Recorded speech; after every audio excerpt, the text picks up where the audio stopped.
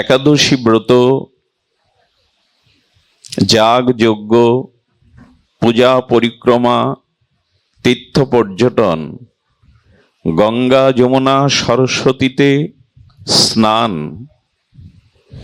পর উপকার, দীন ও দরিদ্রের সেবা, মানবতার কল্যাণে নিজেকে সমর্পিত করা, এগুলির দ্বারা আমাদের পুণ্য হয়।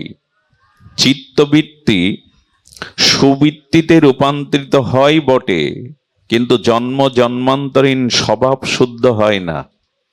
এই যেন মানুষকে অনেক ঊর্ধ্বমুখী হওয়ার কথা শাস্ত্র বলেছেন, কিন্তু কই আমাদের বৃত্তি প্রবৃত্তি অন্তর্মুখে আজ হলো না।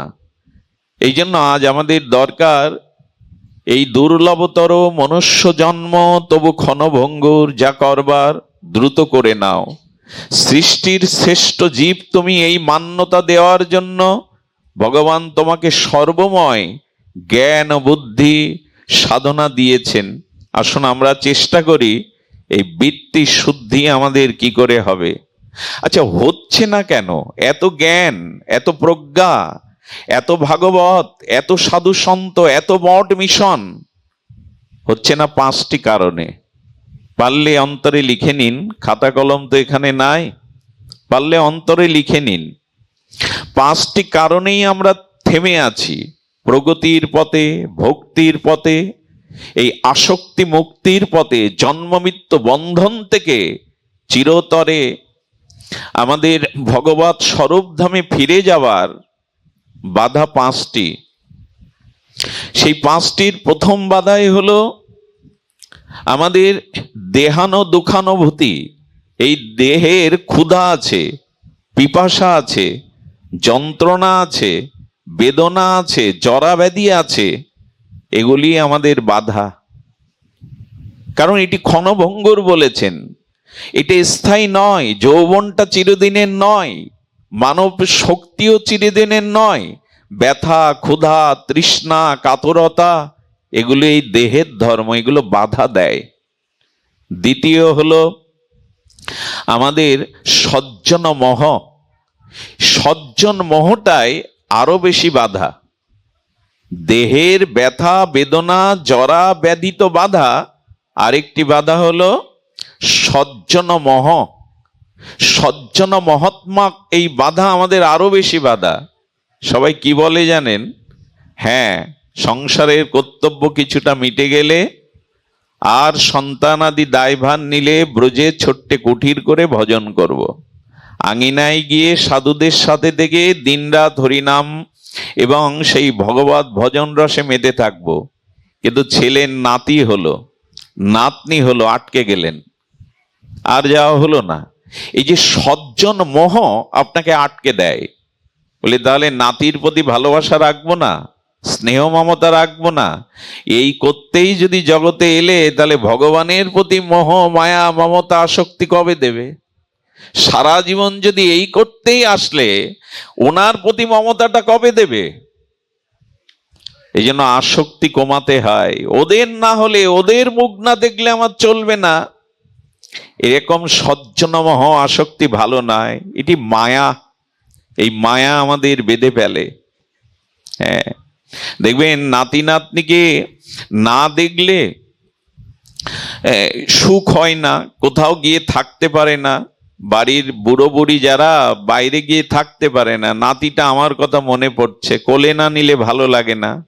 আপনি এখন মারা গেলে দেবে তো আপনার কোলে? আপনার এই তুলসী তলায় শয়ন করালে আপনার বুকে দেবে না, সরিয়ে নেবে। ওদের আপনার কাছে দেবে না। সুধীবৃন্দ, এই জন্য যেটা স্মরণ করেছেন পুত্র কন্যা, তাদের উপরে উপযুক্ত দায়িত্ব নেওয়ার তারা সক্ষম হলে দিয়ে এবার নিজের ব্যবস্থা করুন, নিজের পথ দেখুন। নালে ওইখানে আটকে গেলে দৈবে হেসা গুণময়ী মম মায়া দূরত্বয়া, এই মায়া দূর করতে পারবেন না, এই মোহ আপনার দূর হবে না। সব থেকে বড় বাধা এই সংসারে পুত্র কন্যা সজ্জনের প্রতি মোহ বাধা। এই মোহটাই আমাদের দ্বিতীয় বাধা।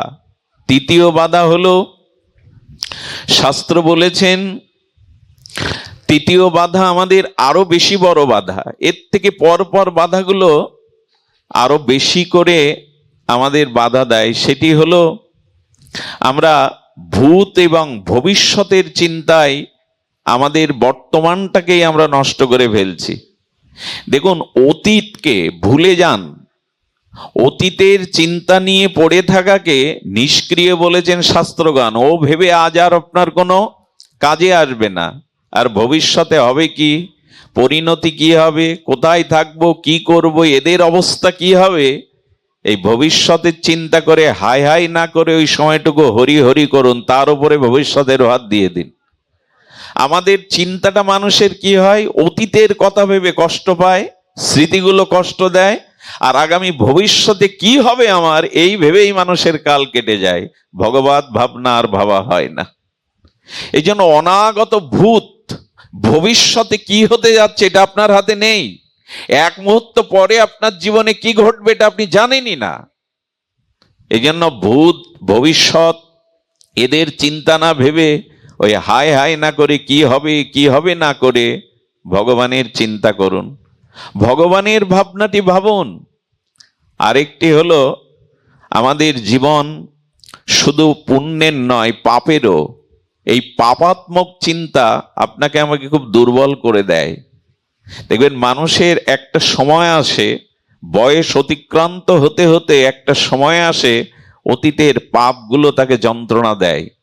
অতীতের পাপগুলো হরিভজনের পথে অন্তরায় বাধা হয়ে দাঁড়ায়।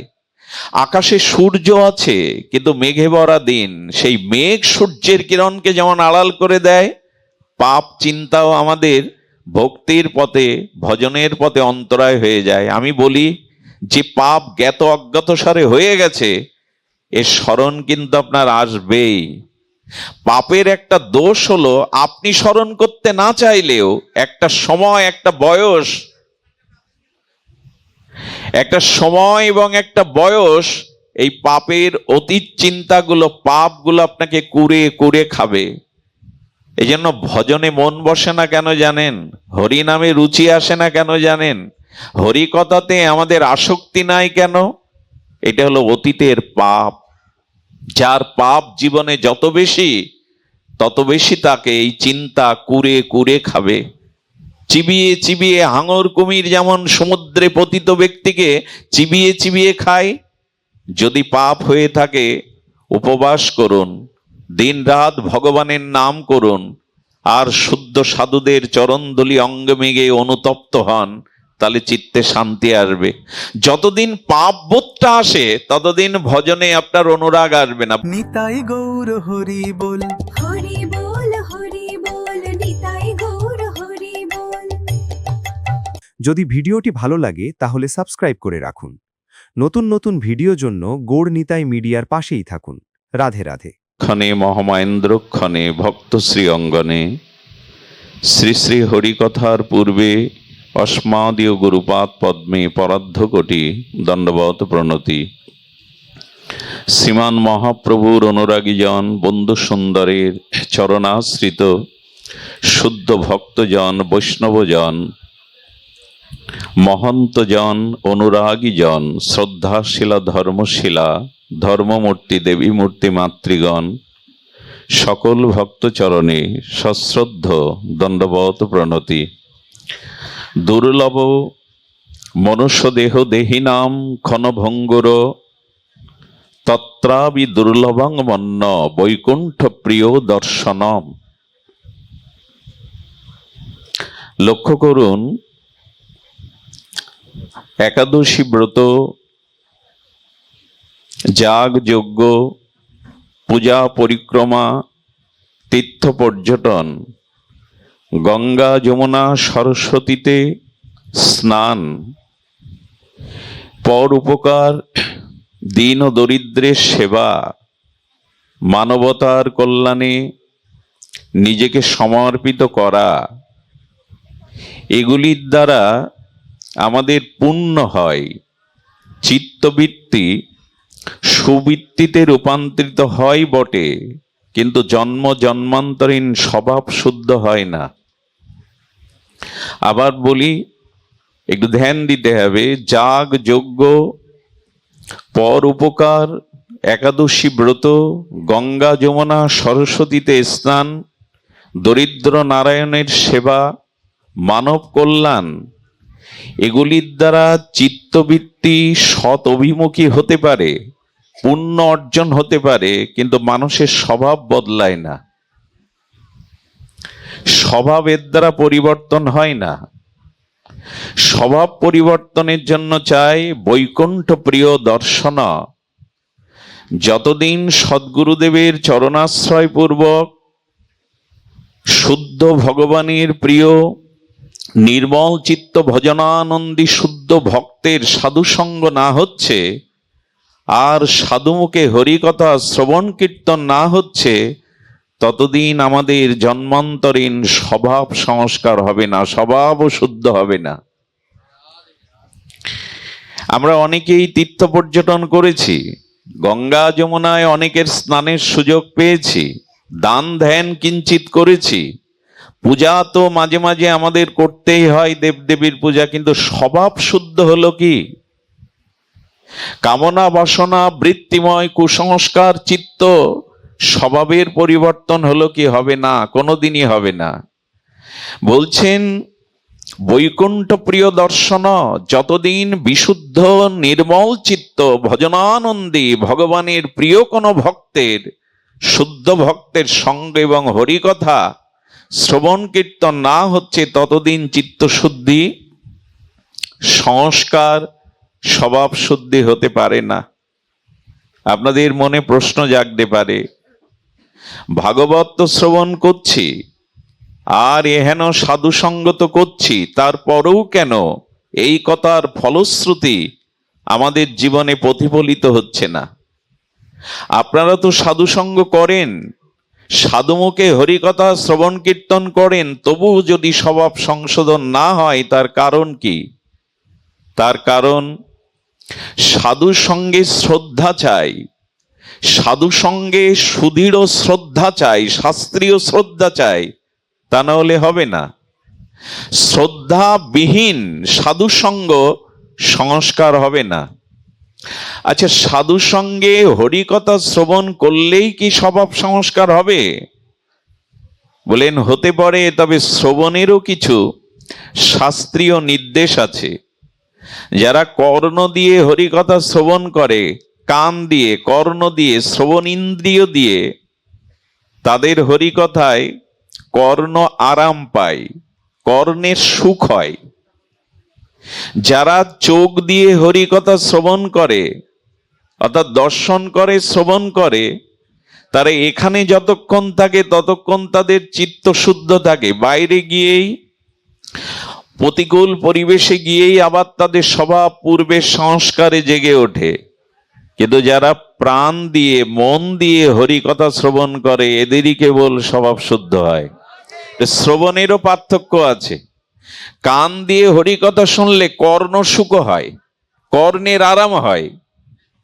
চোখ দিয়ে যারা হরিকথা গ্রহণ করেন, শ্রবণ করেন, তাদের এখানে থাকাকালীন চিত্তবৃত্তি শুদ্ধ বৃত্তিমুখী থাকে। পরিবারে গেলে, বাইরে গেলে, প্রতিকূল অবস্থায় গেলে আবার স্বভাব প্রকাশিত হয়ে পড়ে। হৃদয় দিয়ে যারা শ্রবণ করে, আসলে এখানে বলা প্রয়োজন, দেহ কর্মের জন্য, মন কিসের জন্য? মন চিন্তনের জন্য। বুদ্ধি কিসের জন্য? সৎ অসৎ নির্ণয়ের জন্য। আর হৃদয় কিসের জন্য? ভগবানের ভক্তিকে ধারণ করবার জন্য। এই হৃদয়েই হরিকথাটা নিতে হবে, কর্ণে নয়, হৃদয়ে নিতে হবে। হৃদয়ে ভগবানের, এই শ্রী ভগবানের নাম রূপ লীলা মহিমা ধারণ করতে হবে। দেখুন, অনেকেই এখন অঙ্গুলি তোলেন, প্রশ্ন তোলেন, এত ভাগবত শুনছি, শ্রবণ করছি, সাধু সঙ্গ করছি, তবু স্বভাব শুদ্ধ কেন হচ্ছে না? তার কারণেই হৃদয়ে ধারণ হচ্ছে না। আচ্ছা, ডাক্তারবাবুর কাছে গেলেন, উনি আপনার রোগ নির্ণয় পূর্বক আপনার রোগ নিরাময়ের কিছু ঔষধ লিখে দিলেন। ঔষধ লেখা পত্রটি আপনি এসে ঔষধ ক্রয় করে সময় মতো ওষুধ সেবন করে রোগ নিরাময় করবেন। ডাক্তারবাবু প্রেসক্রিপশন করে দিলেন, এরপরে আপনার বাড়ি গিয়ে ওষুধ কিনে দিয়ে ওষুধ খাওয়ানোর দায়িত্ব ডাক্তারের? কার এই দায়িত্ব? যিনি রোগী তার তো। তো ভাগবত এখান থেকে শ্রবণ করলেন, ভগবানের দিব্য নাম রূপ লীলা এখান থেকে শ্রবণ করলেন, উঠে গিয়ে এই ওষুধটা যদি না পান করেন তো ডাক্তার আপনার কি করবে? ডাক্তারের কাজ রোগ নির্ণয় করে রোগের নিরাময়ের ঔষধি দেওয়া, কিন্তু ঔষধটা ক্রয় করা, সময় মতো সেবন করা, ডাক্তারের বিধিনিষেধ পালাটা আপনার উপর নির্ভর করে। ওইটা হয় কি আমাদের? এখান থেকে যা শ্রবণ করলাম সাধুমুখে, ওটা তো হৃদয়ে ধারণ করতে হবে, ব্যবহারে প্রতিফলিত হতে হবে, তবেই না আমার ভবরোগ যাবে। এই জন্য ভাগবত বলছেন, কর্ম দেহ দিয়ে করো, মনের দ্বারা চিন্তন করো, বুদ্ধির দ্বারা নির্ণয় করো তোমার অবস্থান, তোমার সৎ অসৎ, তুমি কোথায় অবস্থান করছো এটা নির্ণয় বুদ্ধি করে দেবে। কিন্তু হৃদয়ে ভক্তিকে ধারণ করো, শ্রী ভগবানকে ধারণ করো। আমি আপনাদের একটা কথা বলি, শুদ্ধ হয়ে ভাগবত আসবেন এ কথা আমি বলি না, কিন্তু অনুরোধ করব হরি কথা শুনে শুদ্ধ হয়ে ফিরে যান, এইটুকু অনুরোধ রাখবো। শুদ্ধ হয়ে এখানে আসবেন আমি একথা বলবো না, যে অবস্থায় আসুন আসুন, কিন্তু হরি কথামৃত লীলামৃত শ্রী ভগবানের অসমধ্য মাধুর্য শ্রবণ করে পবিত্র হয়ে এখান থেকে যান। এইখানটা পবিত্র হওয়ার জায়গা, বিশুদ্ধ চিত্তবৃত্তিকে ভগবত অভিমুখী করবার অনুরাগের জায়গা এটি। এই জন্য এখানে শ্রদ্ধা চাই, ব্যাকুলতা চাই, উৎকণ্ঠা চাই। এর মধ্যে দিয়েই আমাদের জীবন সফল হবে। দেখুন, আমাদের জীব জগতে আচার্যরা বলেছেন যে দুর্লভ মনুষ্য দেহ, এটি ক্ষণভঙ্গুর, এটি দুর্লভ আবার ক্ষণভঙ্গুর। মনুষ্য জন্ম দুর্লভ কিন্তু ক্ষণভঙ্গুর, অস্থায়ী, অনিত্য, কালের দ্বারা মৃত্যুর দ্বারা কবলিত, জরা ব্যাধিগ্রস্ত এই শরীর যদিও দুর্লভ তবু ক্ষণভঙ্গুর। যা করবার দ্রুত করে নাও, তোমার জন্য আলাদা সময় নির্ধারণ হবে না। সুধীবৃন্দ, বৃক্ষ আহার করে মাটির রসকে, অর্থাৎ নিচে, মানুষ আহার করে উপরে। আহারের তিনটি তত্ত্ব বা স্তর বলেছেন আচার্যরা। বৃক্ষ আহার করে মাটির রসকে, পশুরা আহার করে মধ্যম স্তরে, আর মানুষ আহার করে উপরে ঊর্ধ্বমুখে। মানুষের আহার্যটা সর্বোত্তমাঙ্গ মুখে দিতে হয়। পশুরা মধ্যম স্তরে আহার করে, ওরা ওদের যে মুখ, ওদের যে মেরুদণ্ড, ওরা সমান্তরাল করে সরল রেখায় ঊর্ধ্বমুখী হতে পারে না। তো যাদের আহার ঊর্ধ্ব, তাদের আচার আচরণও তো শুদ্ধ হওয়া দরকার। বৃক্ষের সাথে মিল কোথায়? দেখবেন বৃক্ষ অসংখ্য তার পত্র, মানুষের দেখবেন অসংখ্য লোম বিউভার, লোমকূপ, এটা অগণিত, গুণে পারা যাবে না। বৃক্ষকে আঘাত করুন, তার থেকে তার যে আটা, তার যে রস, এটি ঝরবে। মানুষকে অস্ত্র দিয়ে আঘাত করুন, রক্ত ঝরবে। বৃক্ষ আহার করে, মানুষও আহার করে। বৃক্ষ নিঃশ্বাস প্রশ্বাস গ্রহণ এবং প্রত্যাহার করে, মানুষও করে। বৃক্ষেরও সুখ দুঃখের অনুভূতি আছে। বৃক্ষের নিচে যদি কেউ মলমূত্র ত্যাগ করে, তার ডালটা ছিঁড়ে নেয়, এতে তাদের দুঃখ অনুভূতি প্রকাশ পায়। আবার বৃক্ষকে যদি জল সিঞ্চন করে, ওখানে বসে হরিকথা গুণগান করে, এতে বৃক্ষের সুখও হয়। বৃক্ষের সাথে মিল কোথায় না, ওরা আহারটা করে নিচে দিয়ে, মানুষ আহার করে উপরে। এই জন্য মানুষকে অনেক ঊর্ধ্বমুখী হওয়ার কথা শাস্ত্র বলেছেন। কিন্তু কই, আমাদের বৃত্তি প্রবৃত্তি অন্তর্মুখে আজ হলো না।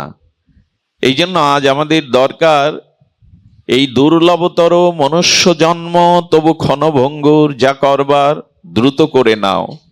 সৃষ্টির শ্রেষ্ঠ জীব তুমি, এই মান্যতা দেওয়ার জন্য ভগবান তোমাকে সর্বময় জ্ঞান ও বুদ্ধি সাধনা দিয়েছেন। আসুন আমরা চেষ্টা করি এই বৃত্তি শুদ্ধি আমাদের কি করে হবে। আচ্ছা, হচ্ছে না কেন? এত জ্ঞান, এত প্রজ্ঞা, এত ভাগবত, এত সাধু সন্ত, এত মঠ মিশন, হচ্ছে না 5টি কারণে। পারলে অন্তরে লিখে নিন, খাতা কলম তো এখানে নাই, পারলে অন্তরে লিখে নিন।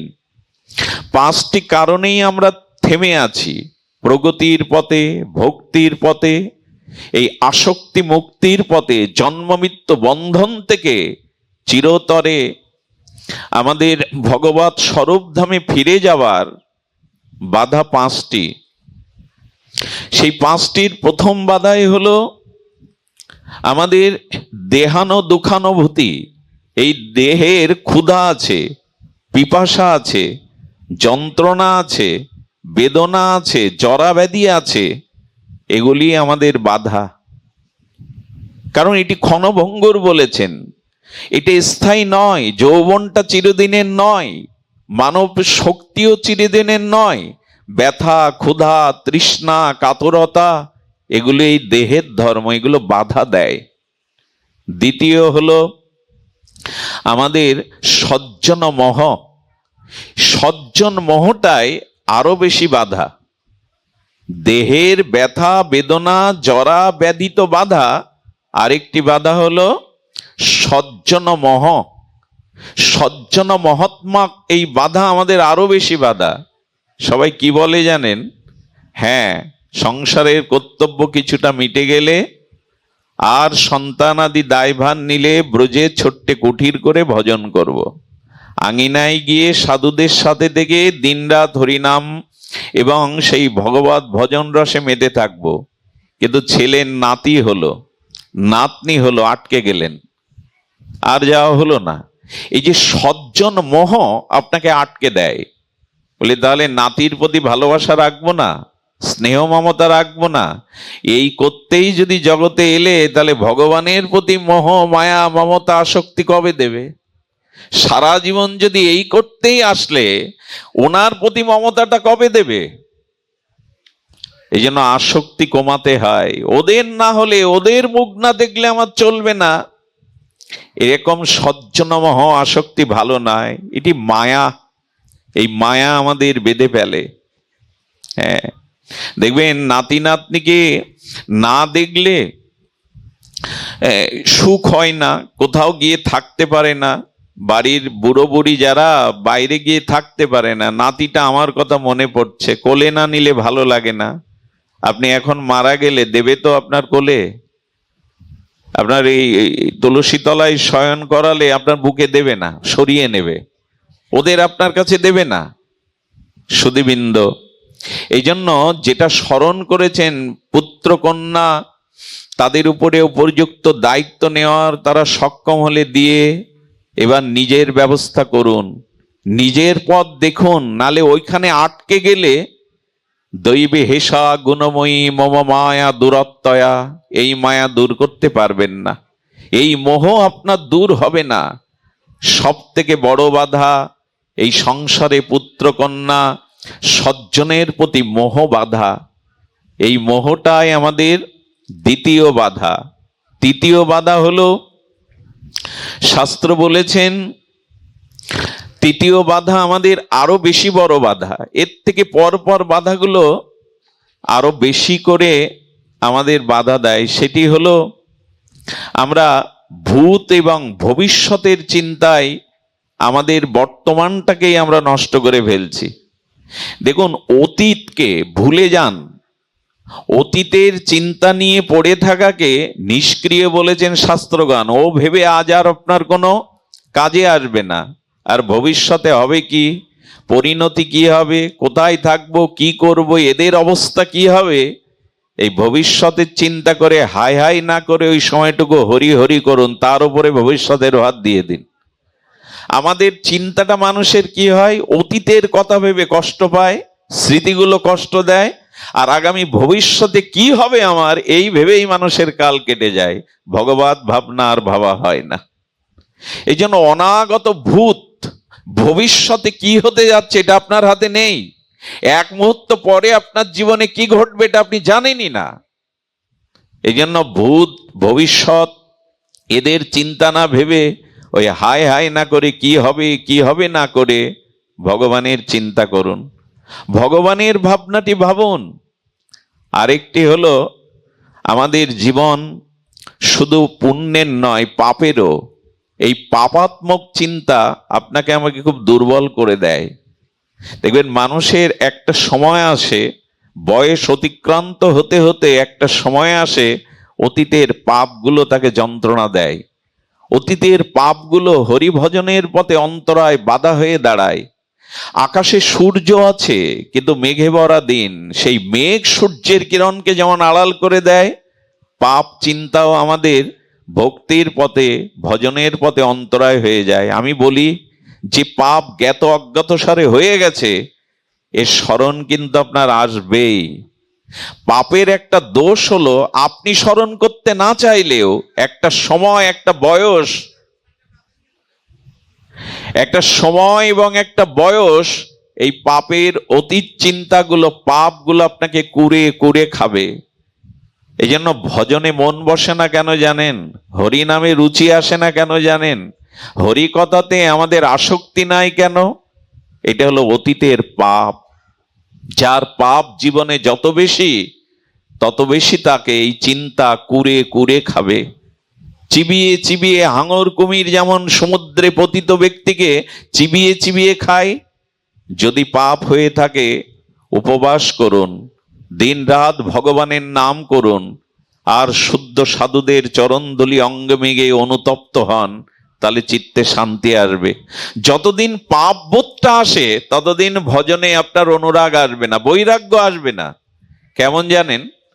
আচ্ছা, আমার যদি 4-5 দিন জ্বর হয়, জ্বরটা যত বাড়ে অরুচিটা তত বাড়ে। 102-3 জ্বর উঠলো, 5-7 দিন জ্বর থাকলে কি হয়? তার ক্ষুধা কি চলে যায়?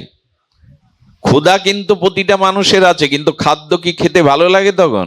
জ্বর ডিগ্রি যত বাড়ে, খাদ্যে অরুচি তত বাড়ি কিনা বাবা? ক্ষুধা কিন্তু থাকে, কিন্তু ক্ষুধার খাদ্য সামনে থাকলেও তার খাওয়ার রুচি ঠিক তদরূপ। যার পাপ বোধ যত বেশি, তত হরিকথাতে, হরি নামে তার অরুচি আসবে, এতে রুচি আসবে না। তো এই জন্য শাস্ত্রে বলছেন, পাপ যদি হয়েই থাকে, ওই চিন্তা, পাপের চিন্তা না করে অনুতপ্ত হন। ওই পাপ পুনরায় যাতে আপনার জীবনে আর সংগঠিত না হয়, এই জন্য ব্রত, উপবাসী দ্বারা, হরিনাম দ্বারা, আত্ম অনুসন্ধানের দ্বারা, আত্ম অনুশোচনার দ্বারা আপনি এই পাপ বোধটাকে ছেড়ে দিন। সর্ব পাপেভ্য হর হরি, পুণ্ডরিকাক্ষ নাম নিলেই, শ্রী ভগবানের নাম নিলেই, একটু অনুতাপ হৃদয়ে আসলেই পাপ বোধ দূর হবে। পঞ্চম বাধা হলো মৃত্যু চিন্তা। এটি কিন্তু আমাদের ছেড়ে দেয় না। এই যে মৃত্যু চিন্তা, এই মৃত্যু চিন্তায় আমাদের বাধা। এই মৃত্যু চিন্তা নিয়ে পরীক্ষিত মহারাজ সুখদেব ভগবানের কাছে গিয়েছিলেন। আমি ইতিপূর্বে একটা পাঠে বলেছি, জীবনে যদি কখনো সংকটে পড়েন, সমস্যায় পড়েন, গর্ভধারিণী মা আর নিষ্কিঞ্চন ভজনানন্দী সাধুর কাছে যাবেন। এরা দুইজন আপনার জীবনে হতাশা, ক্লান্তি, অভিশাপ দূর করবার নবদিগন্তের আলোর পথ দেখিয়ে দেয়। সংসারে আর কেউ আপনাকে এমন করে পথ দেখাবে না, এক গর্ভধারিণী মা আর এক শুদ্ধ সাধু। সাধুর কাছে গিয়েছিলেন পরীক্ষিত মহারাজ। মহারাজ পরীক্ষিতকে দেখে বলেছিলেন, রাজন, আপনার বিপ্র অভিশাপ, মৃত্যু আমি আটকাতে পারবো না, তো আপনি গঙ্গা তীরে কেন এসেছেন? খুব ধ্যান দিয়ে শুনুন, আপনার মৃত্যু আমি এড়াতে পারবো না, তো আপনি কেন গঙ্গা তীরে এলেন? পরীক্ষিত মহারাজ করজোরে বলেছিলেন, ভগবান, হে পরম আরাধ্য, হে পূজনীয় প্রাতঃস্মরণীয় চরণ, আমি মৃত্যু এড়াবার জন্য আপনার কাছে আসিনি। তবে কেন এসছেন? মৃত্যুই যদি হবে, অভিশাপ যদি প্রতিফলিত হবে, কেন এসছেন গঙ্গা তীরে? পরীক্ষিত মহারাজ বলেছিলেন সুখদেব ভগবানকে, এই মৃত্যুই যাতে আমার অন্তমৃত্যু হয়, শেষ মৃত্যু হয়, তাই হরিকথা শুনতে এসেছে আপনার কাছে। আমি মৃত্যু এড়াতে আসিনি। আহা, আমি মৃত্যুকে এড়াতে আসিনি, কিন্তু বারবার যাতে মাতৃগর্ভে না আসতে হয়, এই জন্ম মৃত্যু চক্রে না আসতে হয়, তাই হরিকথা সাধু সঙ্গে এসেছি। কৃপা করে এমন অমৃত দান করুন যাতে এই মৃত্যুই আমার অন্ত হয়, শেষ মৃত্যু হয়, আর না আসতে হয়। এই জন্যই তো সাধুর দুয়ারে, এই জন্য তো ওই ভগবত আচার্যের দুয়ারে যেতে হয়, যেখানে গেলে আর আমাদের এই কাল দ্বারা কবলিত হয় না। এই জন্য বললেন, দুর্লভ মনুষ্য দেহ ক্ষণভঙ্গুর। এই জন্য প্রকৃত সদ্গুরুদেব এবং প্রকৃত সাধু সঙ্গই হলো আমাদের স্বভাব সংস্কার করতে পারে। দ্বিতীয় কোনো পথ আমাদের খোলা নেই। আচ্ছা, গুরুদেব কি করেন, মহৎ সাধুরা কি করেন? তবে শুনুন। আপনি 10 তলায় বা 5 তলায় উঠবেন, আপনার গায়ে, আপনার শরীরে ওঠার মতো শক্তি সামর্থ্য নাই, আর লাঠি বেয়ে পদচক্রমণে যেতে গিয়েও আপনার অনেক বিলম্ব, কষ্ট হবে। কিন্তু লিফটে যদি ওঠেন, কষ্টটা অনুভব হয়? সমস্যা হয় কি? বলো, জীবনে ভগবত প্রেম ভক্তি লাভের জন্য যখনই সদ্গুরুদেবের চরণাশ্রয় করবেন, যখনই আপনি সাধু সঙ্গ করবেন, এই সাধুগুরু বৈষ্ণব লিফটের মতো আপনাকে দ্রুত ভগবান রাজ্যে পৌঁছে দেবে। এদের এই ক্ষমতা আছে। এখানে কষ্টের কোনো অনুভূতি নাই। আরেকটি দৃষ্টান্ত এসেছে, শ্রী গুরুদেব কি করতে পারেন, মহাত্মারা কি করবেন আপনার জীবনে। আপনাদের মনে পড়ে, কলকাতা মহানগরীর বুক চিরে বয়ে গেছে ভাগীরথী গঙ্গা। এই গঙ্গার তীরে রানী রাসমণির দক্ষিণেশ্বরে এসেছিলেন আমাদের সেই পরমহংস কুলতিলক ঠাকুর রামকৃষ্ণদেব। এই রামকৃষ্ণদেব সুরধনী গঙ্গার তীরে তার পবিত্র দুর্লভ বাতাবরণে দাঁড়িয়ে উদাস হয়ে যেন তিনি ব্রহ্ম চিন্তা করছেন। ভাবিকালের বিবেকানন্দ তখন নরেন দত্ত, তিনি বলছেন, সাধুগুরু কি করেন ঠাকুর, সাধুগুরু কি করতে পারেন, সাধুগুরুর চরণাশ্রয় আমাদের জীবনের কি আত্মিক কল্যাণ হয়, আপনি বলুন। আহা, ঠাকুর বললেন, নরেন, গঙ্গাতে দেখছিস একটা ছোট জাহাজ আছে? বলে, হ্যাঁ ঠাকুর আছে। বলে, ওর পাশে দেখে একটা ডিঙি নৌকা আছে? বলে, হ্যাঁ আছে ঠাকুর।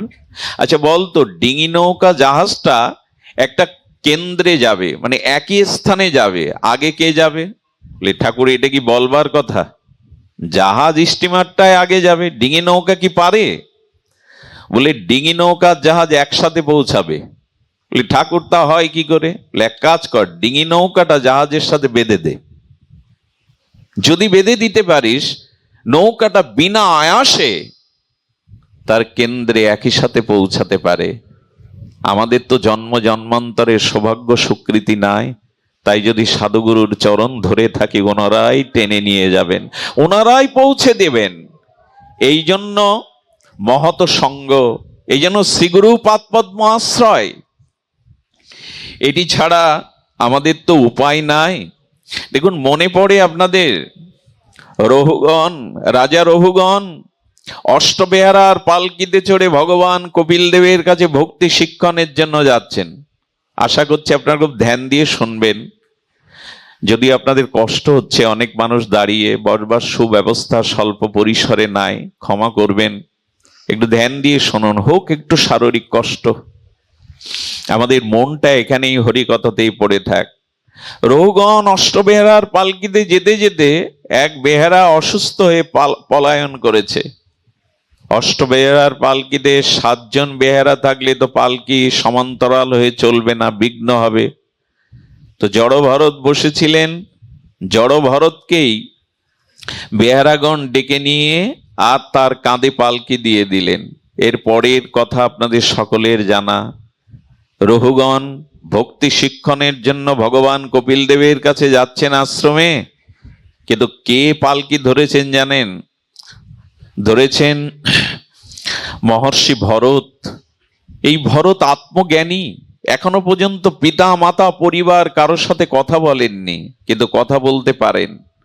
বিদ্যা অর্জন করেননি, অন্তর মনে হয় আত্মমননশীল হয়ে সর্বদা ভগবানের ধ্যান ধারণায় নিজেকে ব্যাপিত রেখেছেন। জগতের দিকে তার দৃষ্টি নাই।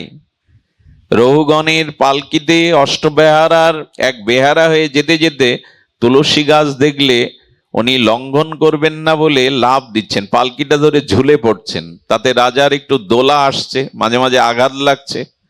রাজা বললেন, কে? বহুদূর হতে এসেছো? মানে সদ্য পালকিটা কাঁধে নিয়েছে তো ঠাট্টা করছেন, উপহাস করছেন। অনেক দূর থেকে এসেছো, আর তুমি তো খুব চিকন চাকান, খুব কষ্ট হচ্ছে তোমার।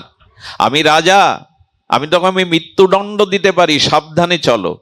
পিপিলিকার শাড়ি দেখলে ওটা লাভ দিতে যাচ্ছেন, আবার আঘাত।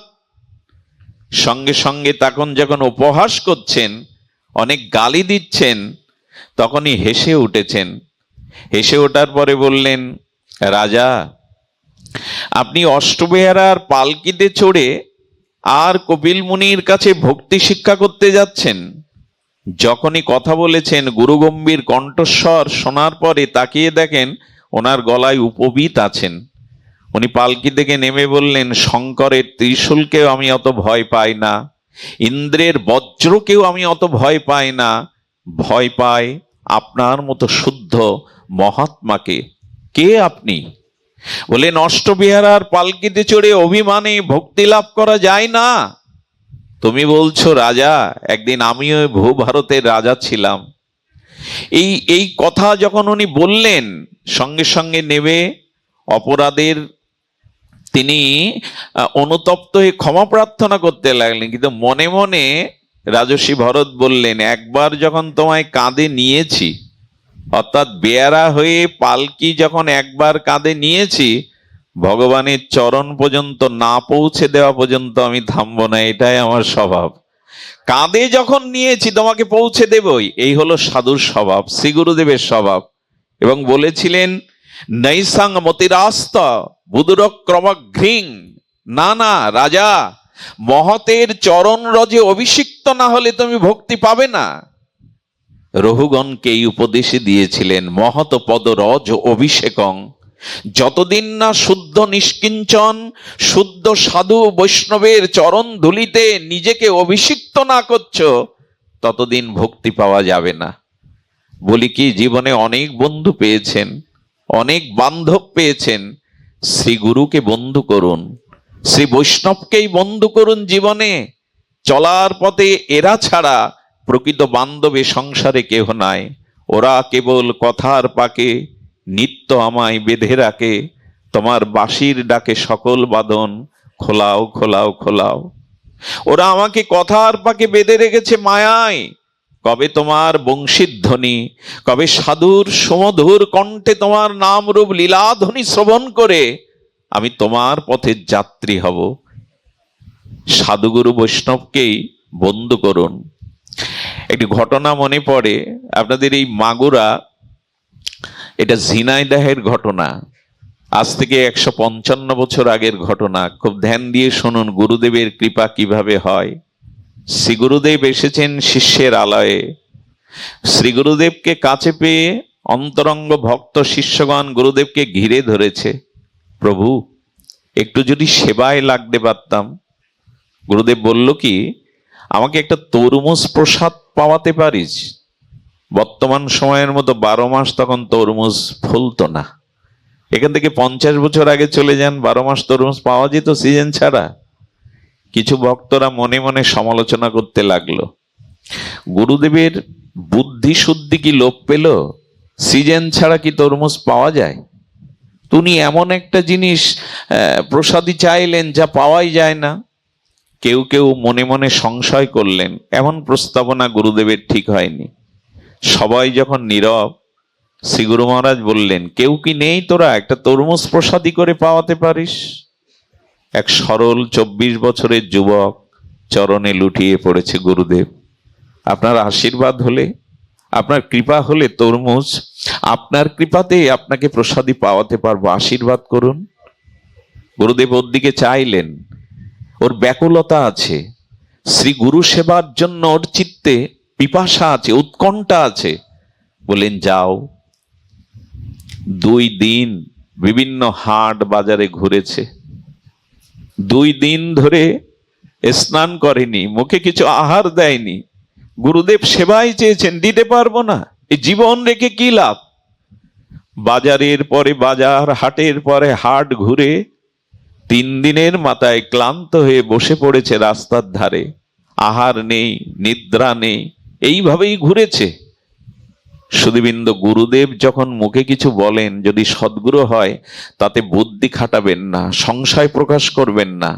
তার বাণীর মধ্যে নিহিত কোনো কল্যাণ আমাদের আছে, এটা উনি আমাদের উৎকণ্ঠা ভক্তিকে, সেবা অনুভূতিকে, সেবা সুখ তাৎপর্যের প্রেরণা আমার ভিতরে আছে কিনা, এটার জন্য মাঝে মাঝে এমন কথা বলেন যেটা অযৌক্তিক নয়। গুরু বাক্য সদা সত্য মনে করতে হয়।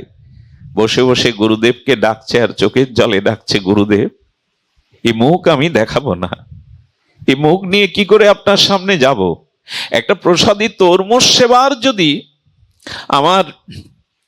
আমার সে যোগ্যতা না থাকে, আমি এ মুখ দেখাবো না। হঠাৎ কি ঘটলো জানেন? আমি গল্প শোনাচ্ছি না, হঠাৎ দেখলো একজন ব্যক্তি 2টো তরমুজ নিয়ে পাত্রে করে বাজারে যাচ্ছেন।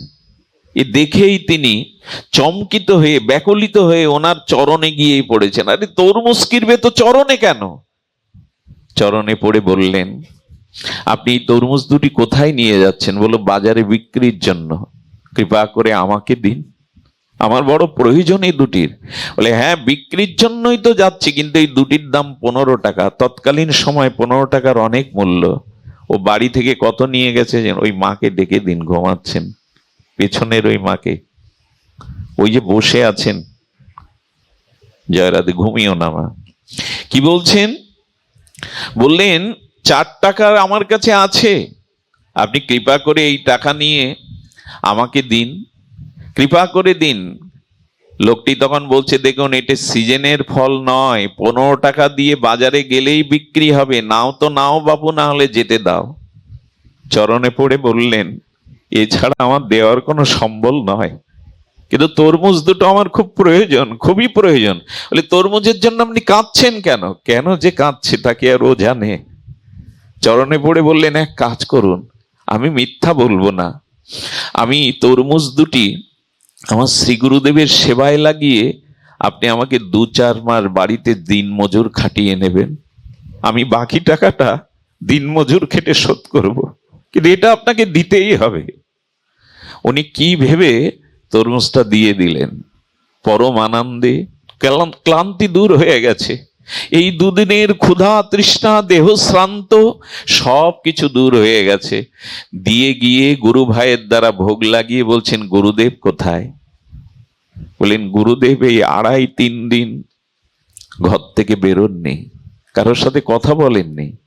উনি গুরুদেবের বিশ্রাম কক্ষে গিয়ে দরজায় নক করে বলছেন, গুরুদেব আমি তরমুজ প্রসাদী করে এনেছি, আপনি দোয়ার খুলুন। দোয়ার খোলার পরে সামনে যাওয়ার পরে শিষ্যের দিকে তাকিয়ে আছেন। অন্য শিষ্যরাও এসেছেন। বলে, বারে এ জোগাড় করে আনলো কোথা থেকে? গুরুদেবকে তরমুজটা দিয়ে যখন প্রণাম করতে গেছে, চরণে হাত দিতে গিয়ে দেখে গুরুদেবের চরণ দোকানা ফুলে গেছে। বলেন, আমার চরণে হাত দিস না, বড় ব্যথা। শিষ্যরা বলছেন, প্রভু আপনি তো ঘর থেকে বেরোননি, আপনার চরণে ব্যথা কেন, ফুলে গেল কেন? ওরে, তোকে ঘরের বাইরে বের করে আমিও তোর পিছনে এই 3 দিন ধরে হেঁটেছি রে, আমি এই 3 দিন তোর পিছনে হেঁটেছি, আমি ঘরে বসে থাকিনি। আর শোন, আমি জানি এ সময় তরমুজ পাওয়া যায় না, আসলে আমি তোর কাছে তরমুজ 2টো নিয়ে হাজির হয়েছিলাম তোর গুরু ভক্তি নমুনা দেখবার জন্য। এটা ওরা পারে, এটা ওরা পারে। সুধীজন, গুরুদেব জড়িয়ে ধরে বললেন, ওরে আমার দুয়ারে দিন মজুর কি খাটবি রে? আজ থেকে আমি তো দিন মজুর খাটবো যতদিন বেঁচে থাকি। এই জন্য যতদিন গুরু সেবা, বৈষ্ণব সেবা, মহতের সেবায় দেহ দিয়ে না হচ্ছে, ততদিনই কৃপা আসে না। আমাদের প্রাতঃস্মরণীয় জগৎ পূজ্য বৈষ্ণব সেবার মূর্তিমন্ত বিগ্রহ মুরারি মোহন দাস বাবাজি উনি একটি গুরুভক্তির নমুনা বলতেন। আজও স্মৃতিপটে কানে বাজে ওনার সেই মধুর কণ্ঠ। উনি জঙ্গল দিয়ে যাচ্ছিলেন, বলছেন এক গুরুদেব জঙ্গল দিয়ে যাচ্ছে, গুরুদেবের বড় তৃষ্ণা পেয়েছে, কিন্তু জঙ্গলে পানীয় জল কোথায় পাবে তৎকালীন দিনে? সব শিষ্যদের বললেন, দেখতো জঙ্গলের মধ্যে কোনো কুয়ো থাকলে আগেকার রাজা মহারাজারা করে দিত সাধকদের জন্য, সাধুদের জন্য, একটু জল পাস কিনা, আমি তো আর চলতে পারছি না। সবাই গিয়ে ফিরে এলো। সবাই ফিরে এলো কেন জানেন? গুরুদেব, জল আছে বড় একটা কুয়োর মধ্যে, কিন্তু দূষিত জল, পোকা হয়ে গেছে, আর গাছের একটা বড় ডাল সেই কুয়োর মধ্যে পড়েছে। এখন ওই ডালটা না কাটলে কুয়োর মধ্যে প্রবেশও করা যাবে না, আর ডাল কাটতে গেলে ওর মধ্যেই ডুবে মরতে হবে। বৃহৎ কুয়ো। ওর মধ্যে এক শিষ্য গুরুদেবকে প্রণাম করে বললেন, গুরুদেব আদেশ করুন। বলে, আরে ওখানে গেলে তো ডাল কাটতে হবে। বলে, সে ব্যবস্থা আপনার আশীর্বাদ হলে করব। কি বলবো আপনাদের, শ্রী গুরুদেবকে স্মরণ করতে করতে ডাল কাটছে। সেই ডাল সহ কুয়োর মধ্যে যখন পড়ে ও ডুবে যাচ্ছে, তখন শ্রী গুরুদেব বলে ও হৃদয়ের আর্তনাদে, পরম মর্মস্পর্শী আর্তনাদে শ্রী গুরুদেবকে স্মরণ করেছেন। এনারা ছিলেন রামানন্দী সম্প্রদায়ের। হঠাৎ দেখলেন রঘুপতি রামচন্দ্রই তার হাত ধরেছে। রঘুপতি রাজি বলছেন, তার হাত ধরে টেনে তুলেছে এবং তার হাতে একটি সুপেয় শীতল পানীয় দিয়ে বলছেন, গুরুদেবের জন্য নিয়ে যাও। টলতে টলতে এসছেন ভগবত দর্শনে। গুরুচরণে পড়ে বললেন, কিরে, ডাল ভেঙে পড়ে যাসনি? জল কোথায় পেলি? বলে, চিরজীবনের মতো পড়বো না বলেই তো আপনার চরণ ধরেছে গুরুদেব। আপনাকে স্মরণ করেছিলাম, প্রভু নিজে এসে আমার হাত ধরে তুলে দিলেন।